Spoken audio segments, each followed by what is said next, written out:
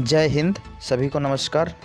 तो आज हम लोग करने वाले हैं जालियांवाला बाग हत्याकांड। तो आज हम लोग इसके बारे में अच्छे से जानेंगे कहानी की तरह, और ऐसे इसको आज जानेंगे कि हम लोग ज़िंदगी भर इसको याद रहे। कोई भी एग्ज़ाम में हम लोग आसानी से इसका जो क्वेश्चन है वो आसानी से सॉल्व कर सके। तो चलिए, अमृतसर के जालियांवाला नरसंहार हत्याकांड की आज 102 साल पूरे हो गए। तो ये 102 साल आज पूरे हो गए। यह वही दिन था जब हज़ारों मासूमों की जान एक इशारे में समाप्त हो गई। जालियांवाला बाग नरसंहार कांड बैसाखी की 13 अप्रैल 1919 को हुआ था, जिसमें हजारों लोगों को बेरहमी से हत्या की गई। बम्बई, अहमदाबाद, कलकत्ता, दिल्ली तथा दूसरे नगरों में निहत्थे प्रदर्शनकारियों पर बार बार लाठियों और गोलियों से प्रहार हुआ। गांधी जी ने 6 अप्रैल 1919 को एक व्यापक हड़ताल का आह्वान किया। जनता ने अभूतपूर्व उत्साह से इसका अनुसरण किया। सरकार ने इस जन प्रतिरोध का सामना खासकर पंजाब में दमन से करने का निश्चय किया। इस समय सरकार ने आधुनिक अपराध भी किया। पंजाब में अमृतसर में 13 अप्रैल 1919 को एक निहत्थी मगर भारी भीड़ अपने लोकप्रिय नेताओं डॉक्टर सैफुद्दीन किचलू और डॉक्टर सत्यपाल की गिरफ्तारी का विरोध करने के लिए जालियांवाला बाग में जमा हुए। तो कौन कौन थे वो?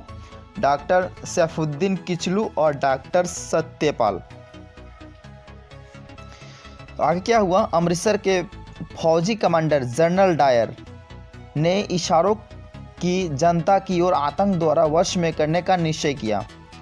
जालियांवाला बाग बहुत बड़ा बाग था, मगर इसमें से निकलने का केवल एक ही रास्ता था। शेष 3 ओर से वह मकानों से घिरा था। तो समझ पा रहे होंगे कि एक ही रास्ता था और तीनों तरफ से घिरा हुआ था। मगर डायर ने बाग को फौज द्वारा घेर लिया और निकास द्वार पर एक फौजी दस्ता खड़ा कर दिया। उसके बाद उसने अपने फौजियों को राइफलों और मशीन गनों द्वारा अंदर घिरी भीड़ पर गोली बरसाने का हुक्म दिया।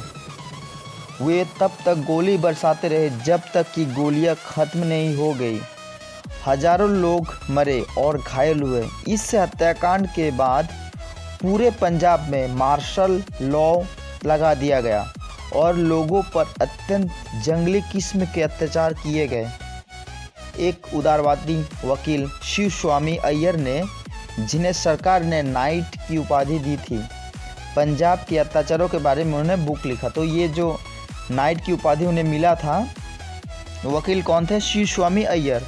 तो उनको उनको नाइट की उपाधि भी दी गई थी।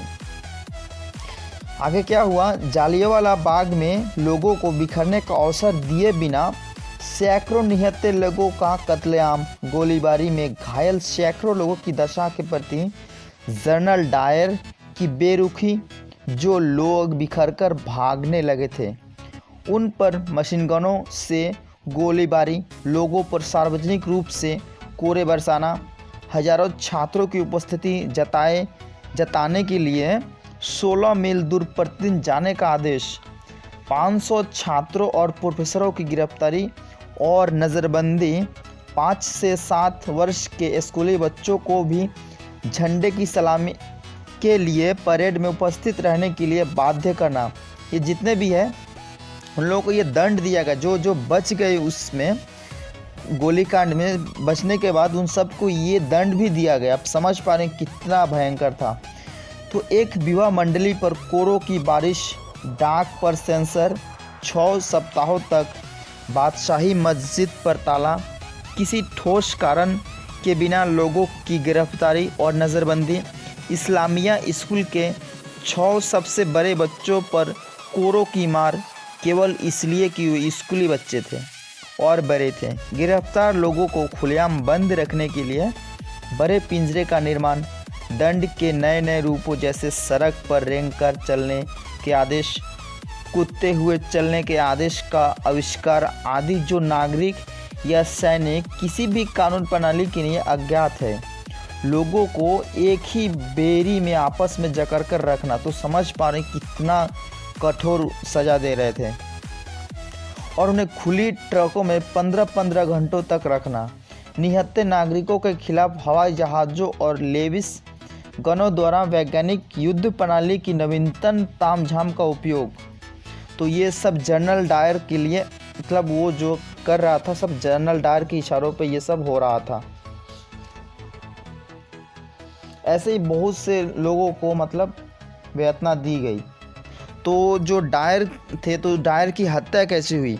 तो डायर की हत्या डायर सेवानिवृत्ति होने की, मतलब वो उसका काम होने, जो उसका काम था वो काम पूरा करने के बाद वो लंदन में अपना जीवन बिताने लगा। लेकिन 13 मार्च 1940 का दिन उनकी ज़िंदगी का आखिरी दिन साबित हुआ। कब? 13 मार्च 1940 उनके द्वारा लिए गए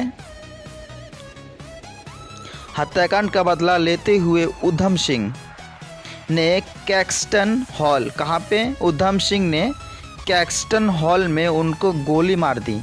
उधम सिंह एक भारतीय स्वतंत्रता कार्यकर्ता थे और कहा जाता है कि 13 अप्रैल के दिन वो भी उस बाग में मौजूद थे जहां पर डायर ने गोलियां चलवाई थी और सिंह एक गोली से घायल भी हुए थे। तो उनका बदला कौन लिए? उधम सिंह ने। तो इसको हम लोग आसानी भाषा में समझ गए। तो आशा करता हूँ आप लोग को ये वीडियो अच्छा लगा होगा। तो सभी से रिक्वेस्ट है कि चैनल पे जो भी नए प्लीज़ चैनल को सब्सक्राइब और वीडियो को लाइक ज़रूर कर दें। तो चलिए फिर मिलते हैं फिर नेक्स्ट वीडियो में।